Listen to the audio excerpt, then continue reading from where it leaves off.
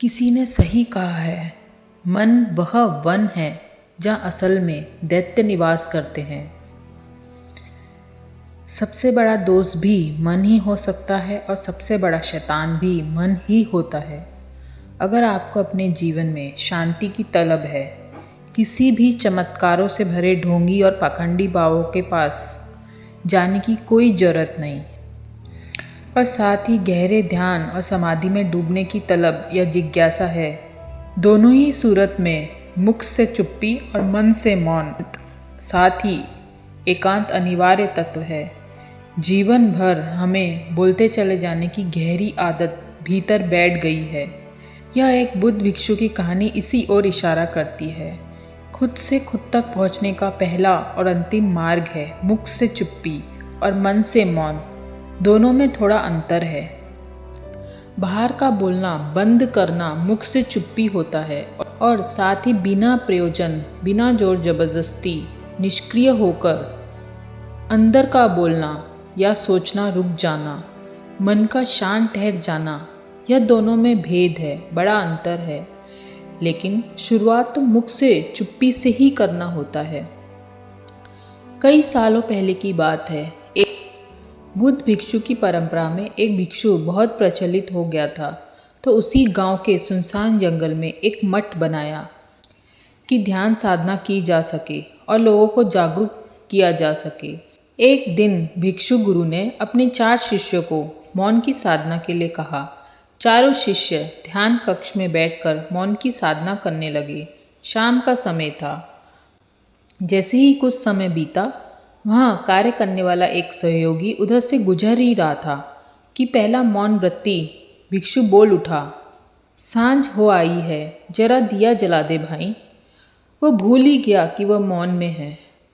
यही हमारी बोलने की जन्मों जन्मों की आदत। हमें कहाँ मौन याद रहता है। यह तो मुख से मौन नहीं रह पाया तो मन से मौन तो दूर की बात हो गई। पहले शिष्य के बोलते ही दूसरे शिष्य ने कहा कि तुमने तो मौन व्रत तोड़ दिया। दूसरा भी भूल गया, वह भी मौन में बैठा है। अचंभा तो यह था कि इसी तरह तीसरे शिष्य ने कहा, अरे तुम भी बोल गए, ये क्या कर रहे हो तुम लोग भाई। आदतनुसार उन तीनों को जरूर बोलने की तरंगों ने पकड़ लिया होगा। तभी चौथे भिक्षु शिष्य ने मुस्कुराकर कहा, तुम सब बोल गए, मौन तोड़ दिया। एक मैं ही असली साधक हूँ जो अब तक के चुप हूँ। चारों ही बोल गए। उतने में गुरु आए और गुरु ने कहा कि यही आदत है जो जन्मों जन्मों से हम जमकर पकड़े हुए हैं। बोलने से ही हमारे दूसरे से संबंध निर्मित होते हैं। जैसे ही संबंध बना, धीरे धीरे दूसरों से आशाएं, अपेक्षाएं, उम्मीदें चली आती हैं। एक मकड़ी का जाल सा बन जाता है। सबसे पहले मुख से मौन रहना होगा, तब कुछ समय के अंतराल बाद हमारी आदत टूटने लगेगी। फिर धीरे धीरे हमें अंतर्मुखी होने लगेंगे। तभी मन बोलता हुआ नजर आने लगेगा। मन में विचार दिखने लगेंगे। यह भी दिखने लगेगा कि मन अपने आप बोले जा रहा है। आप अपने मन में बोलने लगेंगे। बाहर चुप होने से अंदर मन अपना ही संसार बना लेता है, यह भी दिखने लगेगा। जब मन में बने हुए संसार की तरफ ध्यान नहीं देंगे, जैसा चलता है चलने देंगे, तो धीरे धीरे एक दिन मन के जाल को ऊर्जा न मिलने पर मन भी शांत निर्मल होने लगेगा, और एक दिन सारे विचार शांत हो जाएंगे और मन ठहर जाएगा। फिर चारों भिक्षु फिर मौन साधना के लिए बैठ गए और उन्होंने प्रथम चरण मुख से न बोलना में सफलता पा ली। दोस्तों, जाहिर है कि मौन की साधना करना मनुष्य के लिए अत्यंत कठिन कार्य होता है, क्योंकि आदतनुसार हम जन्मों से बोले चले आ रहे हैं। पिछले जन्मों का तो क्या पता, लेकिन इस जन्म में बचपन से ही हम सिर्फ बोले चले आ रहे हैं। कभी एकांत में, कभी मौन में बैठे हैं, कभी खुद से बातें की हैं कि क्यों हम इतना बोले चले जा रहे हैं।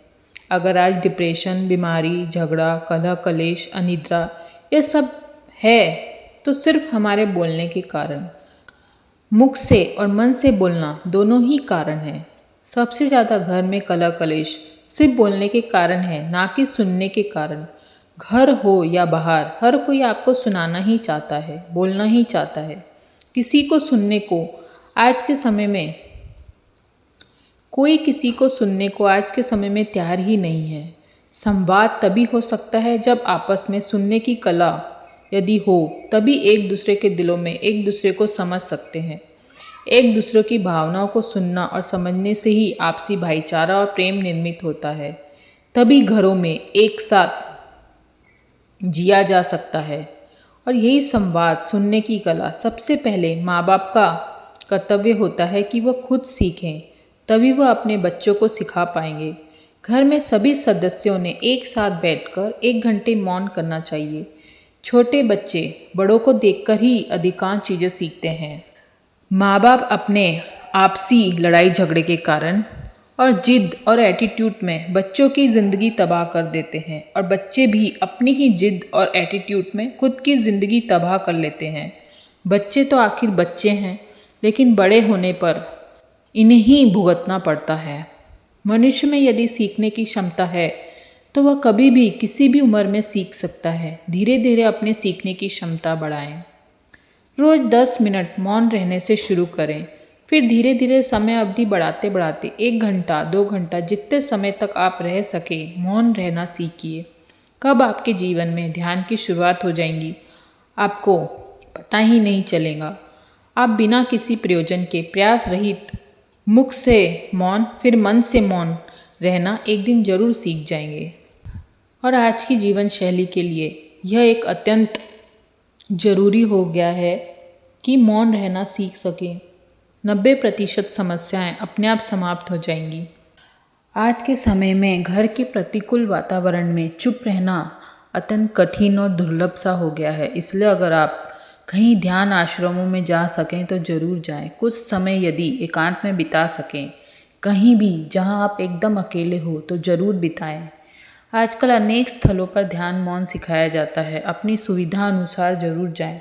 जो लोग नए हैं और जो कभी ध्यान नहीं किए हैं, कभी मौन में नहीं बैठे हैं, तब वह 10 डेज मौन विपश्यना केंद्र जो निःशुल्क उपलब्ध है वहाँ भी जा सकते हैं। वहाँ पूरे अनुशासन के साथ 10 दिन मौन के साथ साथ ध्यान में कैसे प्रवेश करें, आनापानसति योग कैसे करें, यह भी सिखाया जाता है। शुरुआत में अनुकूल वातावरण रहे तो ध्यान साधना अत्यंत आसान हो सकती है और एक सही मार्गदर्शन के साथ मौन की शुरुआत हो सकती है।